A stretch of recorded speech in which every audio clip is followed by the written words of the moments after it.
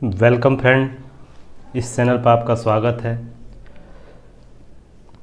जो सेशन चलाया जा रहा है मेरे द्वारा बीपीएससी मेंस के संदर्भ में, जिसमें विभिन्न डायग्राम पर मैंने पिछले 2 वीडियो में बात किया, उसका अगला ही सीरीज़ जिसमें आपको जीएस पेपर सेकेंड मेंस के संदर्भ में कुछ बातें मैं बताऊंगा, साथ ही साथ कुछ गेस्ट क्वेश्चन भी उस पर विस्तृत चर्चा मैं करूंगा। इन सभी आयामों को शामिल करते हुए मैं आज फिर से पुनः आप लोगों के सामने उपस्थित हुआ हूं।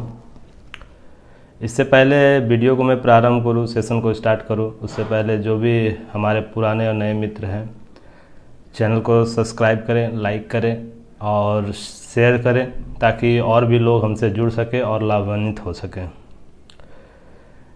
उम्मीद करते हैं इस बीच आप लोग अच्छे होंगे, क्योंकि स्थितियां कुछ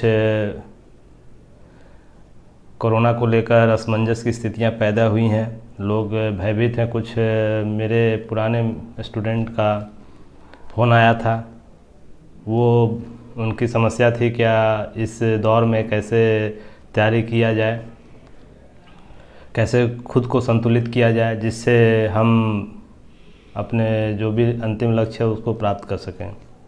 तो मैं उन सभी अभ्यर्थियों को यही बात बोलना चाहूँगा, विषम परिस्थिति सबके लिए है। बेहतर ये होगा कि आप उन परिस्थितियों से दृढ़ होकर सामना करें। समस्याएं आपके आसपास हमेशा मौजूद रहेगी।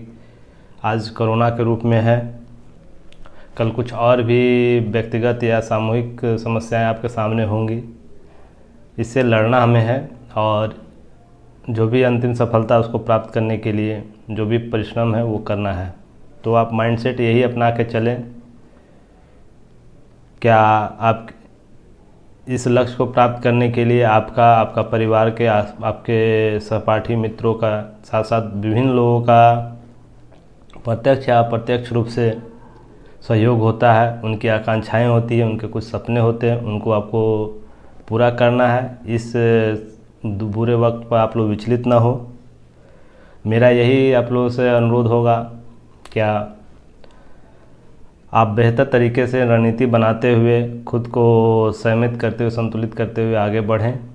और वक्त बुरा है, टल जाएगा, समय कुछ वक्त लगेगा, गुजर जाएगा, इसलिए वो सब एक फैक्टर है, उस पर उतना ध्यान ना दें और अपना जो भी तैयारी है डेली आप उसे जारी रखें और उससे आगे बढ़ते रहें। चलिए देखते हैं आज के सेशन में मैं क्या आप लोगों के लिए लाया हूं, जो आप लोगों के लिए उपयोगी होगा। मैं 66 बीपीएससी मेंस जो इस बार दे रहे हैं उनके लिए, साथ ही साथ जो आगे देने वाले हैं उनके लिए भी ये महत्वपूर्ण सेशन होगा। तो चलिए चर्चा करते हैं। जैसे जैसे पिछले क्लास में पिछले सेशन में मैंने ये जीएस पार्ट 1 का सिलेबस के संदर्भ में चर्चा किया था। कितने क्वेश्चन आते हैं, आपको आंसर कितने का देना है, समय कितना होना चाहिए। यहाँ भी वही स्थितियाँ हैं। आपको टोटल 300 मार्क्स का जीएस सेकेंड पेपर होता है, जिसमें से टोटल यहाँ पर 12 क्वेश्चन पूछे जाते हैं, जबकि जीएस पेपर 1 में 15 क्वेश्चन होते हैं। इन 12 क्वेश्चन में से आपको 8 क्वेश्चन का आंसर देना है, और ये भी 3 खंड में बांटा जाता है इसे भी, जिसमें पहला खंड में आपको भारतीय राज्य व्यवस्था या इंडियन पॉलिटी जिसे कहते हैं वो पार्ट होता है, जिसमें से आपको 4 क्वेश्चन पिछले 2 63वीं 64वीं और 65वीं में पूछा गया है। उससे पहले 5 क्वेश्चन पूछा जाता था इस पार्ट में, जिसमें से आपको 3 का आंसर देना होता था। और खंड 2 में आपको भारतीय अर्थव्यवस्था और भारत का भूगोल, जिसे Indian economy and Indian geography के संदर्भ में देखा जाता है, उसके नवीन जो भी इम्पैक्ट पड़ रहे हैं हमारे इकोनॉमिकल और ज्योग्राफिकल रूप से, उसको देखते हैं। इसमें भी आपको 4 क्वेश्चन दिया जाएगा, जिसमें से 3 क्वेश्चन आपको आंसर देना है। और इसका सेकेंड थर्ड सेक्शन जो होता है, खंड 3 होता है, वो भारत के विकास, विज्ञान और प्रौद्योगिकी की भूमिका और प्रभाव पूछा जाता है, अर्थात साइंस एंड टेक से क्वेश्चन होता है। तो उसमें भी आपको 4 क्वेश्चन दिया रहेगा, जिसमें से 2 क्वेश्चन का आंसर देना है। पर यहाँ आंसर जो प्रत्येक क्वेश्चन का जो नंबर है वो अलग अलग है। जैसे खंड 1 में आपको प्रत्येक क्वेश्चन का जो नंबर है वो 38 नंबर है, अर्थात 114 नंबर का आपको आंसर देना यहाँ पर है। खंड 2 में भी 38 नंबर का एक क्वेश्चन पर क्वेश्चन आता है, जिसमें आपको 3 क्वेश्चन का देना है, तो 114 नंबर का होता है। पर सेकेंड जो खंड है, थर्ड खंड है जो साइंस एंड टेक का, उसमें 2 क्वेश्चन देना है, जो 36 नंबर का पर क्वेश्चन होता है, इसलिए 72 नंबर का ये खंड होता है। तो सभी खंड महत्वपूर्ण है। उससे मैं कल भी मैंने बताया था क्या आपको एक पर क्वेश्चन पर कितना समय मिलता है। तो 20 से 21 मिनट के अंदर आप कैसे आंसर को लिखें, इस पर चर्चा मैंने कल किया भी था। उस टूल्स को अपनाएं और उसको आगे बढ़ें, उस पर आप प्रैक्टिस करते रहें। और यहाँ पर कुछ स्टूडेंट का मुझे पर्सनली कांटेक्ट किया गया, वो उनके द्वारा समस्या बताया जा रहा था क्या लेखन शैली जो है वो 3 घंटे का वो हो नहीं पा रहा है, 3 घंटे कंटिन्यू हम लोग लिख नहीं पा रहे हैं, तो उसके लिए क्या किया जाए। साथ ही साथ जो टूल्स है वो उसको अगर ऐड करते हैं तो समय ज़्यादा लग रहा है एक पर क्वेश्चन पर। तो इन सभी समस्याओं को लेकर चर्चा परिचर्चा उन लोगों के द्वारा समस्या बताया गया। तो इसके लिए मैं ये बताऊंगा आप लोगों को, ये केवल आपके जो तैयारी की जो स्ट्रेटजी है उसको बार बार आपको रिपीट करने से ही आएगा। वक्त लगेगा, कुछ वक्त लगेगा, भी समय आप लोगों को मिला हुआ है, क्योंकि मुझे जहाँ लगता है जहाँ तक जुलाई अगस्त के आसपास एग्ज़ाम होने को है, उससे पहले कोई संभावना नहीं दिख रही है। फिर भी आप लोग जो समय है उसमें आप इसे प्रैक्टिस कीजिए, लिखिए, और जो भी आप ट्रेंड अपनाए हुए हैं लेखन शैली में, उसे आप यही मान के चलिए कि 3 घंटे में 8 क्वेश्चन मैं लिख लूँ, परफेक्ट आंसर होना चाहिए।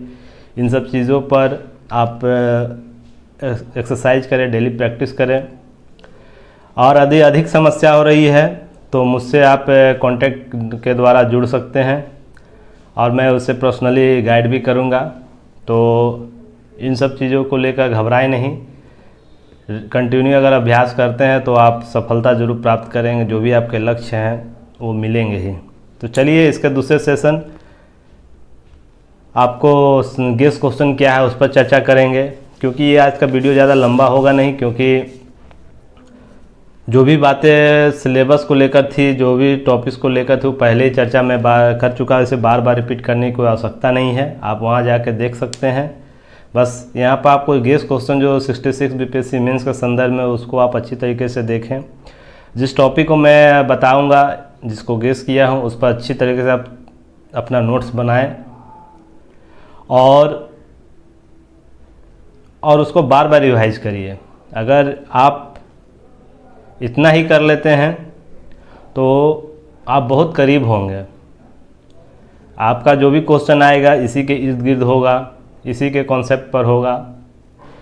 तो इस सब चीज़ों को ध्यान में रखकर आप कीजिए, बहुत ही सहायक होगा। क्योंकि मैं पर्सनली इसे देखकर, इस टेक्निक को अपनाकर मैं इंटरव्यू तक गया हूँ और मेरे बहुत से जो मित्र हैं वो भी वहाँ तक पहुँचे हैं इसी टेक्निक को अपनाकर। इसलिए संशय मत रखिएगा, क्या सफलता नहीं मिलेगी। सफलता तभी मिलती है जब आप निरंतर प्रयास करते हैं। एक आप निश्चित दिशा में ही प्रयास करिएगा, उसके संदर्भ में ही आपको सफलता मिलेगी। तो चलिए आज के गेस क्वेश्चन में, ये सेकंड पेपर के जो सेकंड पेपर होता है उसके खंड 1 में जो इंडियन पॉलिटी से जो क्वेश्चन पूछे जा सकते हैं या पूछे जाने की संभावना बहुत बनती है। पिछले वर्ष जो आ चुका है क्वेश्चन, उसी को ट्रेंड को देखते हुए, खासकर 60 से 62वीं से लेकर अभी तक 65वीं तक जो क्वेश्चन पूछा गया, उसी ट्रेंड को देखते हुए मैं इस ट्रेंड को शामिल कर रहा हूं कि बीपीएससी अगला जो 66 बीपीएससी मेंस लेगा तो उसका ट्रेंड या क्वेश्चन की प्रकृति या नेचर किस रूप से हो सकता है, इस रूप से देखेंगे। तो पहला आपको इंडियन पॉलिटी के पार्ट में सबसे पहला जो क्वेश्चन आपको यानी टॉपिक क्लियर करना वो संघवाद की प्रवृत्ति, विवाद संबंधी जो होते हैं प्रश्न होते हैं संघवाद से, संसदीय शासन प्रणाली से जो इसका विवाद रहा है, कैसे हमारा शासन व्यवस्था का जो प्रवृत्ति है एक संसदीय शासन प्रणाली से इतर होते होते संघवाद की ओर जा रहा है, या दोनों के बीच डिस्प्यूट क्या है, इससे संबंधित प्रश्न आपको पूछे जा सकते हैं। तो इस टॉपिक को आप इस अच्छे तरीके से नोट बनाइएगा। और मैं आज से ही कुछ अभ्यर्थियों के द्वारा ये भी बताया गया क्या सर हमारे लिए कुछ टॉपिक आप की पॉइंट के तौर पर आप लेकर आइए। तो मैं आज से लेके आ रहा हूँ, जिसमें क्वाड आज मैं चर्चा करूँगा। उसी तरह मैं जितने भी टॉपिक को गेस कर रहा हूँ उससे संबंधित जो भी की पॉइंट होगा उस पर चर्चा मैं करूँगा। तो इसलिए आप निश्चित होकर सारी संभावनाओं से दूर होकर आप तैयारी करिए। मैं आपका पर्सनली अपने स्तर पर सहयोग करने के लिए तत्पर हूँ। चलिए दूसरे टॉपिक, आप नीति निर्देशक तत्व और मूल कर्तव्य से संबंधित जो प्रश्न पूछे जा रहे हैं प्रीवियस ईयर क्वेश्चन में, उस ट्रेंड को देखते हुए इस टॉपिक को क्लियर कर लीजिएगा कि नीति निर्देशक तत्व जो है मौलिक अधिकार के संदर्भ में क्या उसकी प्रासंगिकता है, स्टेट की क्या जवाबदेहिता है, तथा नीति निर्देशक संबंध में जो निर्देशक तत्व है उसके संबंध में न्यायपालिका की क्या दिशा निर्देश हैं, इसके संबंधित जो भी टॉपिक है, जो भी बैकग्राउंड है, वो सब चीज़ों को आप तैयार कर लीजिएगा। तीसरा टॉपिक है न्यायिक सक्रियता और न्यायपालिका की बदलती भूमिका। इसे मूल ढांचा के संदर्भ में देखिएगा। जो मूल ढांचा आपको आ चुका है उसके संदर्भ में क्या न्यायपालिका की सक्रियता किस रूप से बदली है या किस स्तर तक पहुंच चुकी है, और न्यायपालिका की बदलती जो भूमिका है वो किस रूप में हमें दृष्टिगोचर हो रही है। तो न्यायिक सक्रियता और न्यायपालिका संबंधित जो टॉपिक है उसे आप क्लियर कर लीजिएगा।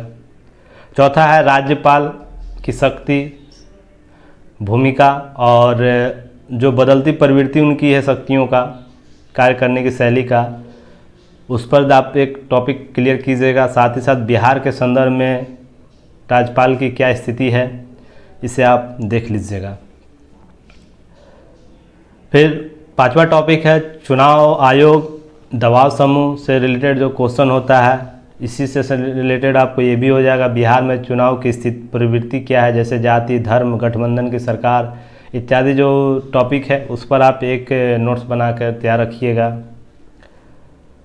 इससे आपको क्वेश्चन इस बार ज़रूर पूछा जाना चाहिए, क्योंकि बिहार का चुनाव तो हुआ पिछले साल, पर इस बार चुनाव आयोग तथा चुनाव के जो हमारे बंगाल राज्य में हुए हैं और जो 5 स्टेट में हुए उससे संबंधित जो क्वेश्चन बनते हैं, तो बिहार से रिलेटेड आपको क्वेश्चन यहाँ से पूछा जा सकता है।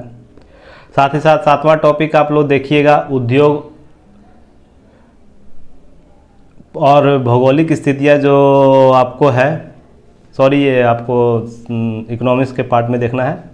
तो ये 6 टॉपिक है जो आपको इंडियन पॉलिटी में देखना है, और आपको इसी के इर्द गिर्द जो भी है नोट्स बनाना है, और मैं प्रत्येक पर एक शॉर्ट नोट की नोट बनाकर आपको प्रोवाइड कराऊंगा, तो इसके लिए चिंता ना करें। खंड 2 में इंडियन इकोनॉमी और इंडियन ज्योग्राफी से संबंधित प्रश्न जो पूछे जाते हैं उसमें आपको पहला टॉपिक क्लियर करना है कृषि की समस्या और समाधान, खाद्य सुरक्षा से संबंधित जो भी प्रश्न विगत वर्षों में पूछे गए उस पर आपको रिवाइज कर लेना है।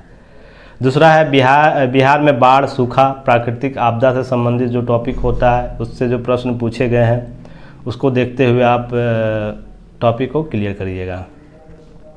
गरीबी और बेरोजगारी बिहार में इकोनॉमी पार्ट से जो खंड 2 है उससे सेक्शन 2 है उसमें बहुत पूछा जाता है, बार बार रिपीट होता है, ये इसका कोर टॉपिक कह सकते हैं। तो गरीबी और बेरोजगारी से संबंधित जो भी विभिन्न आयाम है उसे आप देख लीजिएगा, उसे कर लीजिएगा। WTO वर्ल्ड ट्रेड ऑर्गेनाइजेशन और खाद्य सुरक्षा से संबंधित जो भारत की चिंताएं हैं, भारत की जो लक्ष्य है उसमें जो WTO में बार बार विवाद जाता है उससे संबंधित जो प्रश्न होते हैं तो आप उस टॉपिक को क्लियर कीजिएगा, इससे प्रश्न आ सकते हैं।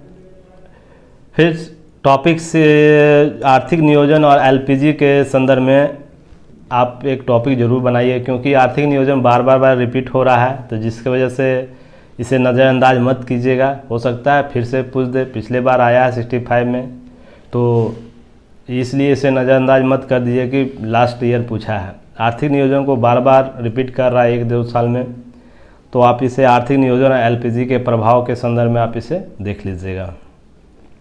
खंड 3 साइंस है, टैक्स है।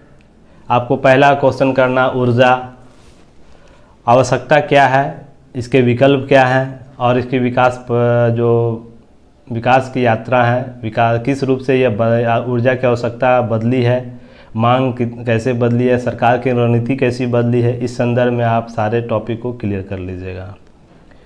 दूसरा है साइंस एंड टेक्स्ट में संरक्षण से संबंधित टॉपिक, जैसे जल संरक्षण या भूमिगत जल संरक्षण, पर्यावरण संरक्षण, ई कचरा संरक्षण, ई वेस्ट मैनेजमेंट जो होता है, तो ये कैसे किया जाता है, किस रूप में किया जाता है, इसमें साइंस एंड टेक की भूमिका क्या होनी चाहिए, तो इस संदर्भ में इस टॉपिक को आप क्लियर कीजिएगा। साथ ही साथ तीसरा टॉपिक है जलवायु परिवर्तन, प्रदूषण और इसका विकास क्या है। अर्थात कहने का तो जलवायु प्रदूषण के विभिन्न आयाम क्या हैं, इसके कौन कौन से प्रदूषक तत्व हैं, जलवायु पर परिवर्तन में कौन सा प्रदूषक अधिक महत्वपूर्ण है, इससे संबंधित जो टॉपिक होगा उसे आप क्लियर कर लीजिएगा। और जलवायु परिवर्तन के संबंधी में भारत क्या कर रहा है, बिहार क्या कर रहा है, इसके विकास यात्रा जो है इसके संबंधित जो टॉपिक है उसे आप देख लीजिएगा। क्या प्रासंगिकता इसकी है, क्यों इतना महत्वपूर्ण बल दिया जा रहा है राज्य और केंद्र सरकारों के द्वारा, इंटरनेशनल संस्थाएं हैं उनके द्वारा क्या अभी तक स्टैंड लिया गया है, ये सब पर चर्चा अब एक नोट ज़रूर बना लीजिएगा। फिर चौथा टॉपिक आप आपदा प्रबंधन से कीजिएगा। साइंस टेक में आपदा प्रबंधन क्या है, क्यों आपदा प्रबंधन महत्वपूर्ण है, जैसे भी कोरोना काल चल रहा है इसमें आपदा प्रबंधन से ही एक्ट से ही इसे मैनेज किया जा रहा है, क्या इससे भी इतर कोई मैनेजमेंट होना चाहिए आपदा के संबंध में, जो 2005 का एक्ट है उसके अतिरिक्त भी कुछ होना चाहिए। इस पर हो सके इस बार क्वेश्चन ज़रूर पूछें, क्योंकि मैनेजमेंट डिजास्टर मैनेजमेंट तो हमारे पास है, फिर भी उससे भी और अधिक प्रासंगिक बनाने के लिए क्या कदम उठाए जा सकते हैं, इससे संबंधित क्वेश्चन आपसे पूछे जा सकते हैं और इसके लिए आपको तैयार भी रहना चाहिए। तो आपदा प्रबंधन से विभिन्न डायग्राम है, तो उसे आप देख लीजिएगा, तो उससे संबंधित टॉपिक आप बनाइएगा। पांचवा टॉपिक इसमें इसरो DRDO की नवीन उपलब्धि, जो भी इस एग्ज़ाम से पहले है उसे एक बार ज़रूर देख लीजिएगा। 1 वर्ष का नवीन उपलब्धि जो होगा तो उसे आप ज़रूर देखिएगा, क्या इससे संबंधित एक प्रश्न शायद पूछा जा सके। तो मैंने जितना भी टॉपिक इस पर चर्चा किया है, और एक क्वेश्चन आपको खंड 1 में और जोड़ लीजिए, PIL योजना छूट गया। उद्योग और भौगोलिक स्थिति के संदर्भ में जो PIL योजना है, जिसमें 2,65,000 करोड़ इंसेंटिव दिया गया आत्मभारत निर्भर में, उससे आप एक बार जरूर इस बार देख लीजिए, क्योंकि वो 12 कोर सेक्टर को मजबूती प्रदान करने के लिए दिया गया है। तो उद्योग के टॉपिक से आपको खंड 2 में पूछा जा सकता है, तो PIL योजना को कनेक्ट करके कुछ क्वेश्चन पूछे जाने की संभावना है, तो इस संदर्भ में आप ये क्वेश्चन देख लीजिएगा। जो मैंने अभी आपको बताया, जिस पर चर्चा किया है, इतना अगर आप टॉपिक कर लेते हैं तो आपको 8 क्वेश्चन आराम से कवर हो जाएंगे, और इसी पर आपको बार बार रिवाइज करना है। इसी से संदर्भित जो भी आपको टॉपिक है उस पर आप अच्छे से नोट्स बनाइए। मैं आज से ही आपके लिए की पॉइंट का एक शॉर्ट नोट लेकर आ रहा हूं, जिसमें आज क्वाड पर चर्चा होगी। आप वहां भी जुड़ें और देखें क्या क्वेश्चन आंसर राइटिंग में आप क्या शामिल करना चाहिए, कितना शामिल करना चाहिए, क्या नहीं शामिल करना चाहिए। बहुत सी बातें लिखी जाती है, बोली जाती है, उसके अतिरिक्त भी कुछ बातें छोड़कर टू द पॉइंट रहना चाहिए। वो क्या होना चाहिए, आज मैं शाम को चर्चा करूंगा, उसमें आप लोग आएँ। अब वीडियो आपको अच्छा लगे तो अपने दोस्तों के साथ लाइक शेयर ज़रूर करें और चैनल को सब्सक्राइब करें, ताकि हम भी मोटिवेट हों और आगे की रणनीति तय की जा सके। इसके साथ ही आप लोग सुखी रहें। और पॉजिटिव माइंडसेट के साथ अपनी तैयारी करें। होपलेस होने की आवश्यकता नहीं है। और इसी के साथ धन्यवाद। आपका दिन मंगलमय हो।